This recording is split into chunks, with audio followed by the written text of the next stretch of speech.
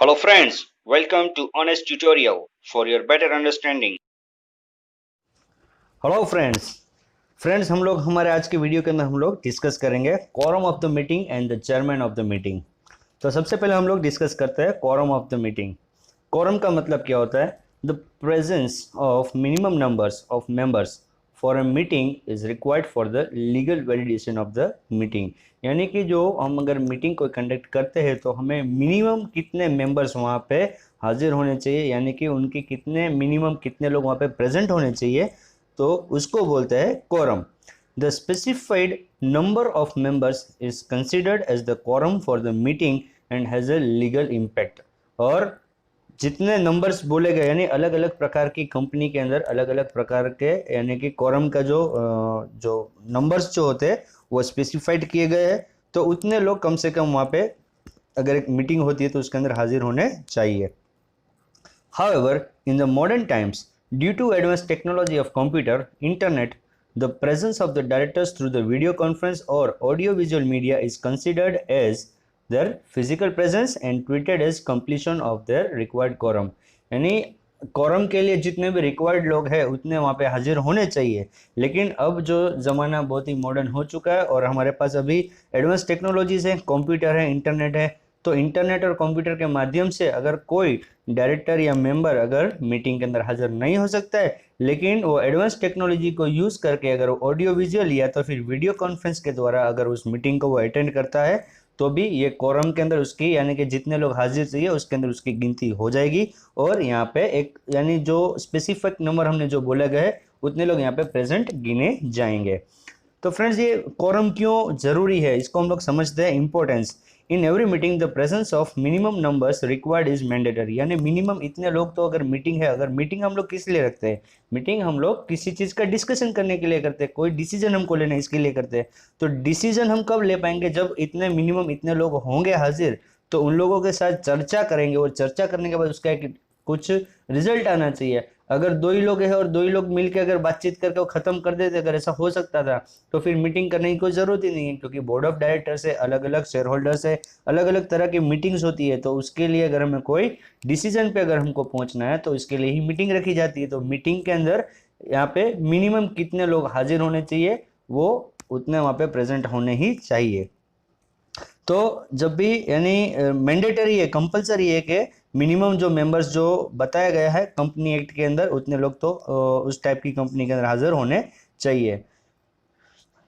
In every meeting, the presence of minimum members required is mandatory, following which the meeting is not considered as legally held and the meeting should be adjourned immediately। अगर उतने minimum number of members अगर हाजिर नहीं होते तो फिर क्या होगा? ये मीटिंग जो है वो लीगली नहीं गिनी जाएगी और इसको तुरंत यहाँ पे खारिज कर दी जाएगी। अब कौन से प्रकार की कंपनी के अंदर कितने मेंबर्स हाजिर होने चाहिए वो हम लोग डिस्कस करते हैं। For public limited company, if the number of the shareholders does not exceed 1000, then the presence of 5 members will be considered as quorum। यानी जहाँ पे 1000 से ज़्यादा अगर उस कंपनी, कोई private limited public limited company है, उसके 1000 से अगर ज़्यादा शेयर होल्डर्स नहीं है, तो फिर 5 मेंबर अगर हो जाते हैं मीटिंग के अंदर तो ये कोरम के लिए पूरा क्वालिफाई हो गया।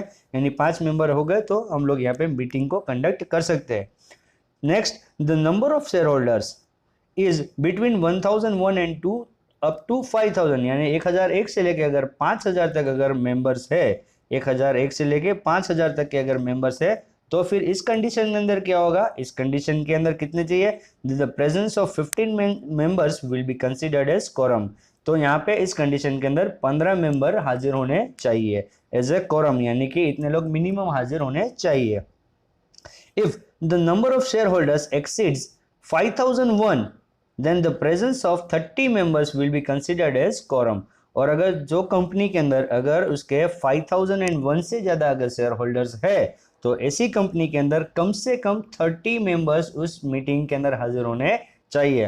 फ्रेंड्स, आपको फिर से एक बार बता दूं कि आज मॉडर्न टेक्नोलॉजीज को यूज़ करते हुए अगर कोई मेंबर हाजिर नहीं हो सकता है तो वो थ्रू वीडियो कॉन्फ्रेंस भी वहाँ पे उस अपने आप को प्रेजेंट कर सकता है। तो ये कोरम के अंदर ये फिट बैठेगा ये criteria.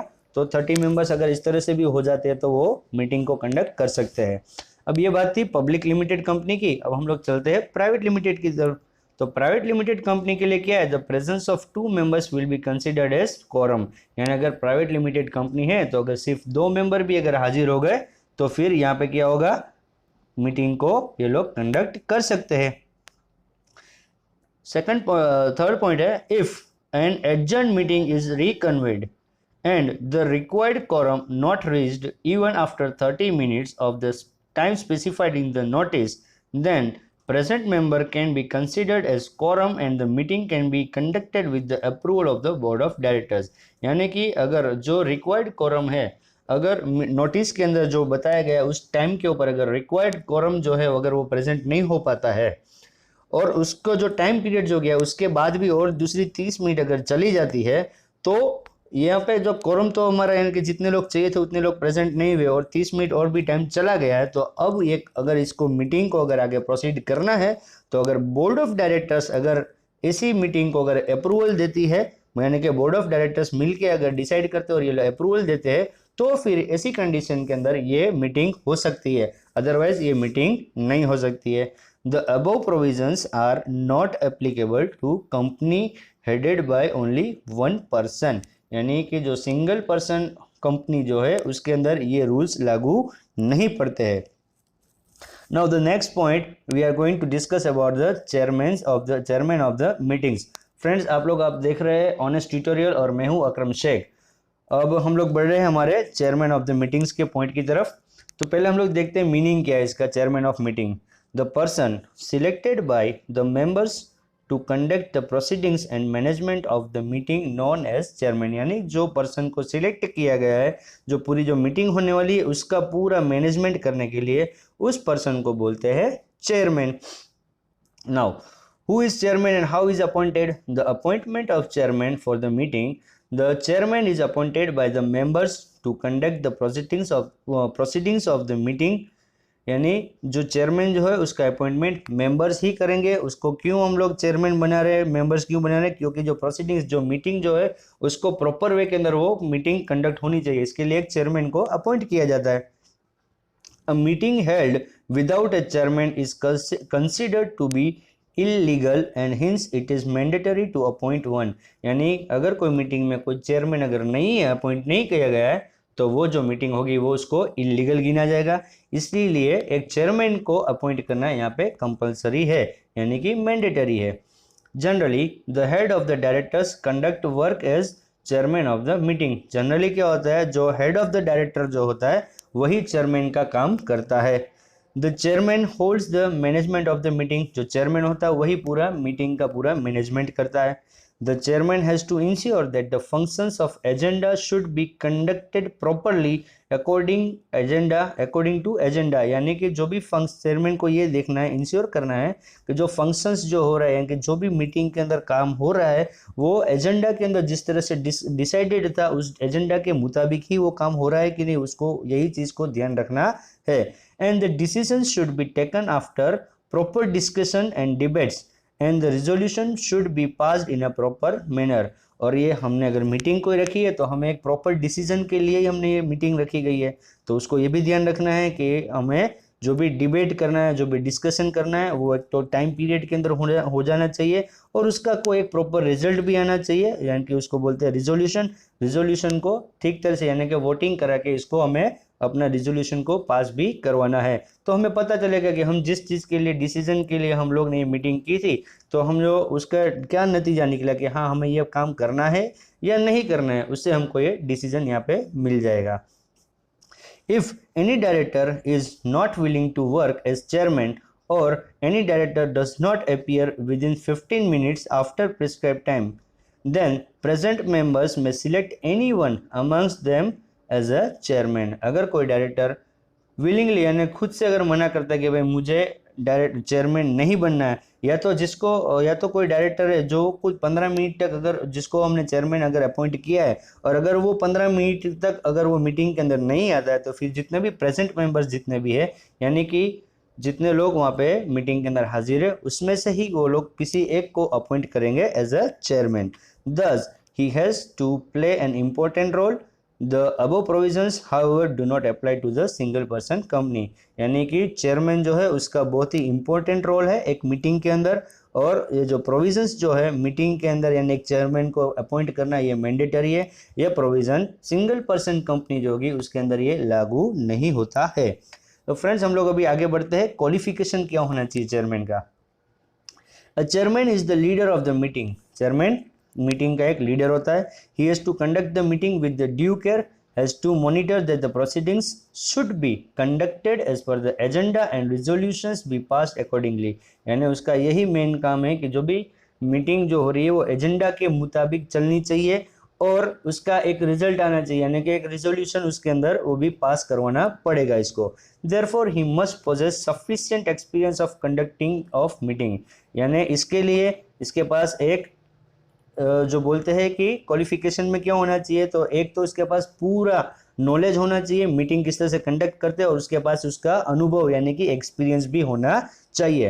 He must possess some basic qualities that are as under, और उसके पास हमने कुछ यहाँ पे नीचे क्वालिटीज लिख के रखी है, वो क्वालिटीज भी उसके पास होनी चाहिए। तो हम लोग वन बाय वन उसकी सारी क्वालिटीज को हम लोग डिस्कस करते हैं। First is he should have knowledge of the rights and duties of the chairman, उसके पास खुद के पास जो चेयरमैन अगर वो बनता है तो उसके पास खुद के पास ये नॉलेज होना चाहिए कि एज ए चेयरमैन उसकी क्या ड्यूटीज है और उसके क्या अधिकार है। He should have practical experience of conducting the proceedings of the meeting, और उसके पास इसी पहले भी उसने कोई मीटिंग जैसे कंडक्ट की होनी चाहिए, या उसके पास एक्सपीरियंस होना चाहिए कि भाई मीटिंग है वो उसको किस तरह से कंडक्ट की जाती है और एजेंडा के मुताबिक किस तरह से उसको चलाया जाए। He should have sufficient legal knowledge of the company laws and articles of association of the Companies Act, और उसके पास article of association, companies act और इस सब चीज़ों का लीगल नॉलेज भी उसके पास होना चाहिए। He should be able to handle the situation at time of conflicts and tension which may arise at the meeting, और उसके पास एक ऐसी क्वालिटी होनी चाहिए कि अगर मीटिंग के दौरान अगर कोई दो लोग अगर बातें कर रहे हैं तो उन दोनों के बीच में अगर कोई तकरार हो गई है, नोकझोंक हो गई, कॉन्फ्लिक्ट अगर होता है तो वहाँ पे वो मीटिंग को किस तरह से हैंडल करेगा। अगर कोई टेंशन वाली बात आ गई है, गर्मा गर्मी हो गई मीटिंग के अंदर, तो वो किस तरह से वो माहौल को अच्छी तरीके से हैंडल कर सकता है, उसमें एक ऐसी क्वालिटी भी होनी चाहिए। इफेक्टिव पर्सनालिटी, उसकी पर्सनालिटी एकदम ज़बरदस्त होनी चाहिए। The knowledge of economics, company progress, development and trade, और उसके पास इस सब चीज़ों का नॉलेज भी होना चाहिए। इकोनॉमी क्या है, कंपनी का कैसे प्रोग्रेस होगा, डेवलपमेंट कैसे करना है, किस तरह से ट्रेडिंग करना है, ये सब चीज़ों का उसके पास नॉलेज होना चाहिए। तो फ्रेंड्स हमने जो भी डिस्कस किया वो था हमारा क्वालिफिकेशन ऑफ ए चेयरमैन। अब हम लोग देखते हैं पावर्स क्या है, यानी उसके पास क्या अथॉरिटीज है। The powers delegated to the chairman to conduct the proceedings of the meeting are as under. First, he is authorized to provide sufficient time to members for representation on important issues and has to make a schedule of this. उसके पास authority है कि हर एक member को अपने आप को represent करने का सबको मौका मिलना चाहिए, जितने भी लोग मेंबर्स वहाँ पे मीटिंग में हाजिर हुए उनको, और उन सबको सफिशिएंट टाइम भी मिलना चाहिए, और वो पूरे कंडक्ट जो शेड्यूल के मुताबिक ये पूरी मीटिंग भी कंडक्ट हो जानी चाहिए। फिर सेकंड है to expel any person who remains present in the meeting without proper authorization, अगर कोई ऑथराइजेशन के बिना अगर कोई मीटिंग के अंदर आ चुका है तो वो उसको वहाँ से जो मीटिंग जो चल रही है उसके अंदर एक्सपील यानी कि उसको वहाँ से निकाल भी सकता है। When ever A member represents the facts or any issue and if at that time other members object or criticize him or create disturbance, then the chairman has to find the truth and take final decision. अगर कोई member है वो present कर रहा है, अपने आप को रिप्रेजेंट कर रहा है, कुछ बातें बता रहा है, कुछ इश्यू के ऊपर अगर टॉपिक के ऊपर बात चल रही है, और कोई दूसरा मेंबर है अगर वहाँ पे उसका ऑब्जेक्शन करता है या उसको क्रिटिसाइज करता है, तो यहाँ पे अगर यानी कि मीटिंग के अंदर कोई डिस्टर्बेंस हो रहा है तो फिर चेयरमैन जो है वो यहाँ पे हकीकत को जानेगा और उसके ऊपर वो फाइनल डिसीजन लेने का इसको पूरा पावर है। Fourth point is if any member uses non parliamentary language और behaves in an uncivilized manner then the chairman will warn him and if the person does not change his behaviour then the chairman can expel that person from the meeting. अगर कोई member है वो अच्छी language के अंदर बात नहीं कर रहा है यानी बुरी तरीके से बात कर रहा है मीटिंग के अंदर, अगर सिविलाइज मैनर के अंदर वो बात नहीं कर रहा है तो वो पहले चेयरमैन उस मेंबर को पहले वार्निंग देगा, और वार्निंग देने के बाद भी अगर वो मेंबर अगर मानता नहीं है, यानी जो अच्छे मैनर में बात नहीं कर रहा है, अगर वो मेंबर मानता नहीं है, तो फिर ऐसे मेंबर को चेयरमैन के पास पावर है कि उसको इस मीटिंग से वो बाहर निकाल सकता है। Then the fifth point is he has authority to remove illegal, improper and false facts from the records। जितने भी records जो वहाँ पे प्रेजेंट किए जा रहे हैं उसमें जितने भी illegal या improper या false facts जितने भी होंगे वो सारे records को वहाँ से वो निकाल सकता है। If its members behave in an improper manner, create obstacles in the meeting or create conflicts, then the chairman has the authority to adjourn the meeting।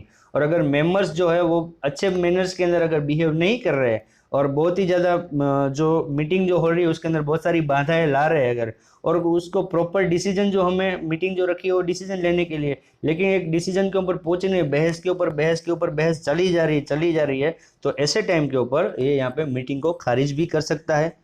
And last point, next जो power जो है वो है बहुत important है, इसको आप लोग अच्छे से नोट डाउन भी कीजिएगा। If voting to be held on any issue and after the voting there are equal votes in the favor or against, the chairman may use his casting vote। यानी अगर कोई डिसीजन के ऊपर हमको पहुंचना है तो हमें जो हाजिर जितने भी मेंबर्स है, प्रेजेंट मेंबर्स, उनके पास से वोटिंग कराना पड़ेगा, और वोटिंग कराने के बाद अगर नतीजा ये आता है कि 50-50 हुआ, यानी कि अगेंस्ट में भी इतने लोग हैं और फोर में भी, यानी कि इतने लोग अगेंस्ट में है और इतने लोग फेवर के अंदर है, तो इतने लोग अगर 50-50 हो जाता है तो कोई डिसीजन पे जब नतीजा नहीं निकल पा रहा है, ऐसे टाइम के ऊपर चेयरमैन जो है वो अपना डिसीजन दे सकता है वोट देके, यानी चेयरमैन को भी तब एक वोटिंग पावर मिलेगा, चेयरमैन खुद एक वोट देके फिर वो रिजोल्यूशन पास करा सकता है। तो फ्रेंड्स ये सारे थे powers of the chairman. Now we are move to the duties of chairman. क्या क्या ड्यूटी है चेयरमैन की? There are certain duties of the chairman of for conducting meetings fairly. First है to monitor that the proceedings of the meeting should be conducted in a peaceful manner, यानी कि जो भी meeting हो रही है वो शांति प्रिय तरीके से होनी चाहिए। Second, he has to verify the quorum of the meeting, उसका काम है कि भाई जो कोरम, यानी हमने अगले पॉइंट में हमने डिस्कस किया कि मिनिमम इतने लोग हाजिर होने चाहिए, तो उतने लोग है कि नहीं मीटिंग के अंदर हाजिर, वो भी उसको देखना है। Third, the proceedings of the meeting should be conducted as per the agenda and the completion of work should be ensured, और जो मीटिंग जो हो रही है वो एजेंडा के मुताबिक मीटिंग हो रही है कि नहीं वो भी इसको देखना है, और उसका हमें जो नतीजा चाहिए वो नतीजा भी उस मीटिंग के अंदर आना चाहिए। तो ये भी ड्यूटी है चेयरमैन की। Fourth, it is the duty of the chairman to allow every member to speak without any bias, और यहाँ पे जितने भी मेंबर्स वहाँ पे मौजूद है मीटिंग के अंदर वो सभी मेंबर्स को अपनी बात रखने का मौका पूरा मिलना चाहिए। तो इसका ख्याल भी कौन रखेगा? जो है वो ड्यूटी है चेयरमैन की। फिर the next point is to consider the opinion of the minority members, जो माइनॉरिटी मेंबर्स जितने भी है उनकी जो ओपिनियन है उसको भी कंसीडर यहाँ पे किया जाए। Sixth is it is the duty to conduct voting in the meeting if necessary, अगर ज़रूरत है तो यहाँ पे वोटिंग भी करवा सकता है chairman. Chairman should use his casting vote very carefully and then declare the result, और जब हमने अगले पॉइंट में हमने देखा था क्या अथॉरिटीज है, तो उसमें एक जो लास्ट अथॉरिटी थी उसकी कि अगर 50-50 पे अगर डिसीजन अटक जाता है तो चेयरमैन अपना खुद का वोट दे सकता है। तो यहाँ भी ड्यूटी में भी इसका आता है कि चेयरमैन को क्या करना है, उसका अपना खुद का वोट देना है, बहुत ही केयरफुल यानी सोच समझ के यहाँ पे उसको वोट देना है, क्योंकि ये रिजल्ट उसके एक वोट की वजह से रिजल्ट फाइनल हो जाएगा। तो फ्रेंड्स ये सारी थी ड्यूटीज ऑफ चेयरमैन। फिर हमने डिस्कस किया आज के वीडियो के अंदर क्या क्या अथॉरिटीज़ है चेयरमैन की, किसको हम लोग अपॉइंट कर सकते हैं चेयरमैन के पोस्ट के ऊपर, और कोरम के बारे में हमने डिस्कस किया। फ्रेंड्स हम लोग हमारे नेक्स्ट वीडियो के अंदर हम लोग डिस्कस करेंगे मिनट बुक के बारे में। फ्रेंड्स होप आप लोगों को सब कुछ समझ में आ गया होगा। अगर आपको कोई प्रॉब्लम है तो आप मुझे कमेंट बॉक्स में पूछ सकते हैं, और अगर आपको वीडियो अच्छा लगा तो आपके रिव्यू भी मुझे आप कमेंट बॉक्स में लिख सकते हैं। Okay friends, bye bye, take care.